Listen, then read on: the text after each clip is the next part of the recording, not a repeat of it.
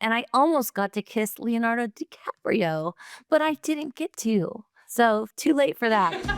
Hey, what's up, Harper's BAZAAR? I'm Gwen Stefani, and today we are going to be looking back at some of my fashion moments. This is Fashion Flashback. All right, the first one is in 1996, maybe? I'm looking down at this, and I'm thinking, this is a girl that had a makeup box, a suitcase that didn't have much in it, didn't have a stylist, didn't have a hairdresser, didn't have a makeup artist, just had a bunch of stinky boys. And I remember this exact outfit because I had this uniform of things that I had to wear to make me feel like I could be me on stage. And it had to be a cutoff shirt, and it had to be a certain length. It had to be a tank top, and I had to have men's trousers. I don't even know where I got the jacket, probably some mangy thrift store. It looks like it smells a lot in this photo. I can smell it from the photo. But I remember this time. It was a really hard time for me, actually, because the record that I wrote was a record about my boyfriend dumping me.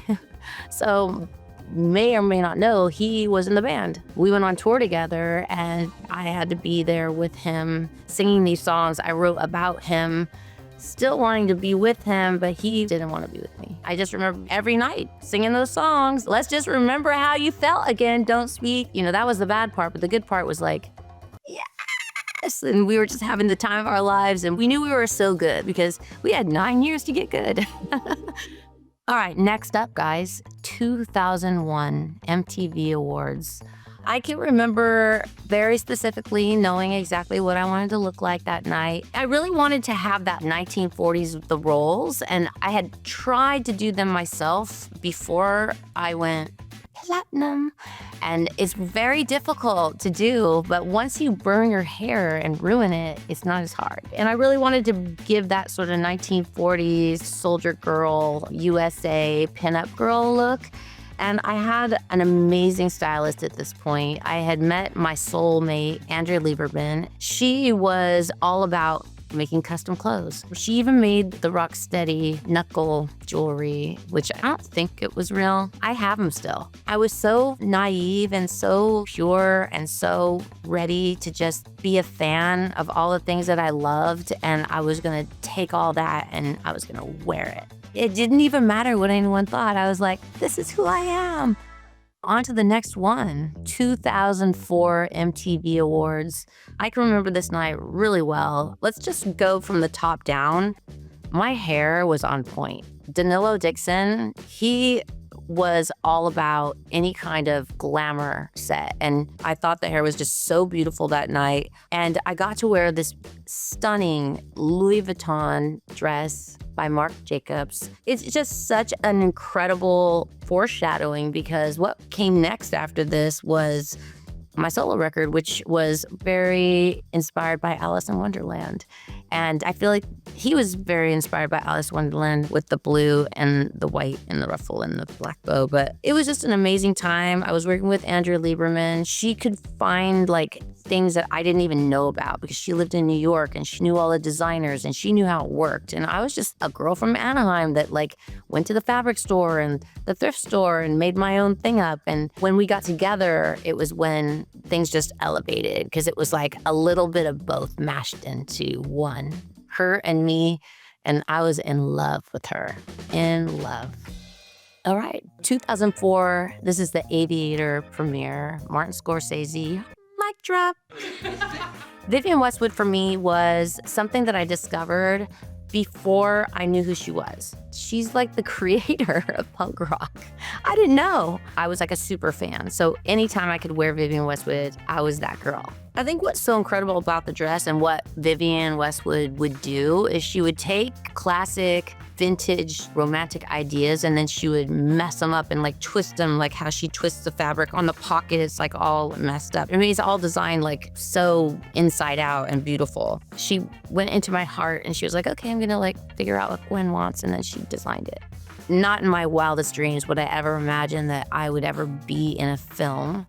But not only was I in a film, but I was in a Martin Scorsese film playing Jean Harlow, and I almost got to kiss Leonardo DiCaprio, but I didn't get to. So too late for that. That was one of the most incredible, scary experiences. I didn't have any skills. I just tried out. And I went to the Bel Air Hotel and they were just literally trying out girls. Like they were walking in and try out and you walk out. And I just remember I walked in, I did the scene and they were so nice and Martin made me feel so normal and comfortable and I got the part. I had like 3 lines, but I got the part, okay? All right, 2005, and this is on the set of Hollaback Girl. I was so absolutely clear on what I was doing. Not just the music, but even what I was gonna wear was very, very clear. And I really wanted to go back to my roots. And this is exactly my uniform of what like I would wear. In fact, I believe that those are one of my pants from like the old days, like some thrift store men's pants. And there's not much to it, guys. It's a bra that shows, a tank top. Of course, Andrea blinged it out, made it look cool, and then she made me the bananas belt, which my favorite thing about Andrea was spare no expense. Like she's like, oh, I'm gonna go make you a metal like bananas custom belt. You can wear that with your old haggard pants that are from your closet. You still have the belt? I do have the belt. It's in my closet. Are you trying to get someone to come like raid my house? All right, next up, this is the Met 2019, and it's Jeremy Scott from Moschino. This look was just created for me. Jeremy called and he was like, do you want to go with me and be my guest? And I was like, you know what? Yeah, I want to. And he sent me the sketch of this. It looked literally exactly like this. It was my face with the ponytail and the outfit. But I was thinking, ooh, that's tiny. Like, is that an outfit or is that like a showgirl bathing suit? Like, what am I doing? I was so excited to wear something that's so sparkly and so glamorous. It just echoes back to all of those old time movies that I used to worship back in the day. And anytime I can wear a feather boa, like, yes, I'm gonna say yes to that. The next one. All right, now we are in 2023, the CMT Music Awards. And I'm wearing Valentino. I was there with Blake, and it was a really unusual situation where they had invited me, the CMT Awards, to come and sing Just a Girl. When I do that song, it's very like specific. I have to have my hair a certain way. I have to have my makeup a certain way. And the energy has to be sort of masculine in a way. It can't just be girly and pretty and soft. Like there has to be like a little bit of edge. My gorgeous, stunning hairdresser, Suzette, absolutely sliced it because she pulled my face back so far that I look like a mannequin in the best way. As far as the outfit goes, this is like the perfect outfit that describes probably my style overall. It sums me up, I think. And it was just such a perfect way to walk out on the red carpet with my husband. I felt like we looked like 2 cartoon characters of ourselves because we don't go together, but we go perfectly together. And I got to perform Just a Girl.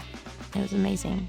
All right, 2024 Coachella. And this is Roberto Cavalli. Did you ever think that was gonna happen? I didn't. This was one of the most incredible performances that No Doubt's ever done. We knew it was gonna be like super iconic just for ourselves, our own souls, that we would get reunited and do the show. To be able to get up there and come out of the stage and the energy with all those people there, I described it like a tsunami wave of love.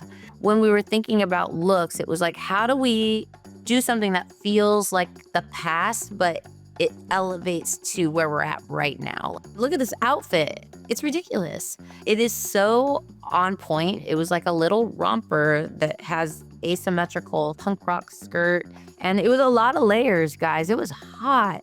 I had like 1, 2, 3, 4 tights, a wool like jumper, and then fake leather sleeves. Like I was dying, but worth it. And lots of fights about the hair. Suzette, she's always trying to push me to go as far as possible. And I'm always like, I've done all of them. Like, I need to grow up. Playing on the theme of the bun, she was like, no, but what if we do tassels? I'll show you. And so she kind of showed me this, and I was just like, I don't know. I was stressed. Long story short, She did it. She killed it. They flowed in the wind, and they were just this evolution of everything I'd done, but we were in the future now. And I just so proud of this whole moment, the look, all of the people that I got to collaborate with, the band, and everyone that showed up. Thank you guys. I love you.